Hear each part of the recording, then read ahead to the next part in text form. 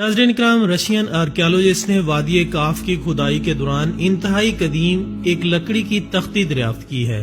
یہ تختی 5000 سال کا طویل عرصہ گزر جانے کے باوجود اب تک صحیح سالم حالت میں موجود ہے۔ نہ صرف یہ تختی اتنے ہزار برس گزر جانے کے باوجود درست حالت میں موجود ہے، بلکہ اس پر کندہ کیا گیا ایک حیرت انگیز نشان اور اس پر لکھے گئے 5 بابرکت نام بھی اپنی اصلی حالت میں موجود ہیں۔ نامعلوم زبان میں لکھے گئے یہ 5 نام اور اس کے نیچے تحریر کردہ ایک عبارت جس کا مفہوم کوئی نہیں جانتا تھا۔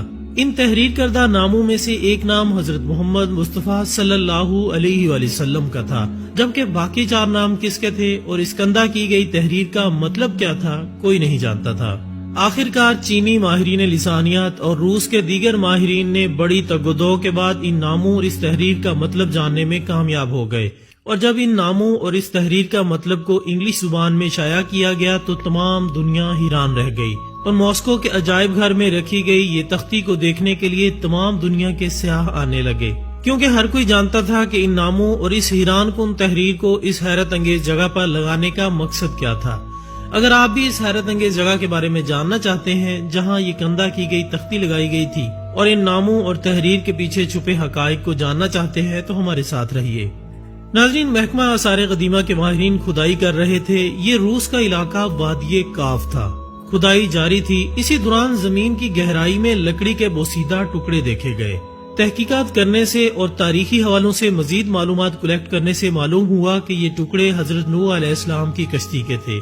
کشتی نوح کے یہ ٹکڑے 5000 سال گزر جانے کے باوجود ابھی تک سالم حالت میں موجود تھے۔ محکمہ آثار قدیمہ کے ماہرین نے ان ٹکڑوں کو اپنے پاس محفوظ کر لیا۔ مسلسل 2 سال کھدائی اور تحقیقات جاری رکھی گئی تاکہ اس کشتی کے باقی حصوں کو بھی دریافت کر لیا جائے۔ اسی دوران محکمہ آثار قدیمہ کے ماہرین کو ایک تختی ملی جو کہ لوح کی شکل میں بنائی گئی تھی، اور اس پر ہتھیلی کی طرح ایک نشان کندہ کیا گیا تھا، اور اس نشان پر مختلف نام تحریر کیے گئے تھے۔ اس پر چند چھوٹی سطریں پرانی اور انجان تحریریں بھی لکھی گئی تھی۔ یہ تختی 14 انچ لمبی اور 10 انچ چوڑی تھی۔ انتہائی حیرت کی بات یہ تھی کہ دوسرے تمام لکڑی کے ٹکڑے بوسیدہ اور خستہ حالت ہو چکے تھے، جبکہ یہ تختی صحیح سالم حالت میں موجود تھی۔ اب بھی یہ تختی ماسکو کے عجائب گھر میں محفوظ ہے، اور ملکی اور غیر ملکی سیاح ایک بڑی تعداد میں اس کو دیکھنے کے لیے آتے رہتے ہیں۔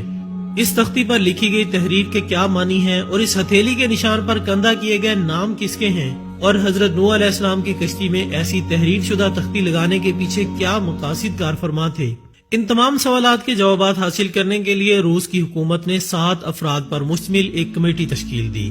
اس میں محکمہ آثار قدیمہ کے ایکسپرٹس اور تاریخ کے دیگر ایکسپرٹس اور اہم اراکین شامل تھے۔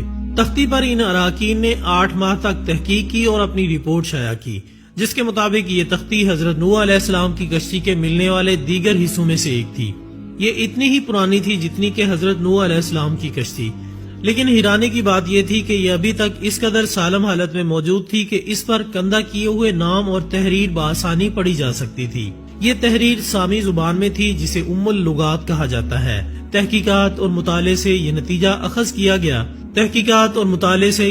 اخذ کیا گیا کہ لکڑی کا یہ بلاک غالباً حضرت نوح علیہ السلام کی کشتی میں سیلاب کے دوران تحفظ کے لیے رکھا گیا تھا۔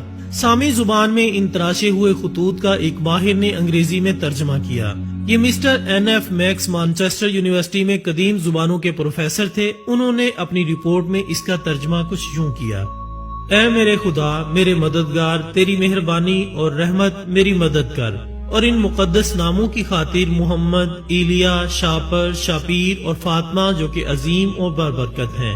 کائنات ان کی خاطر موجود ہے، صرف آپ ہی کر سکتے ہیں ہمیں سیدھے راستے پر چلا۔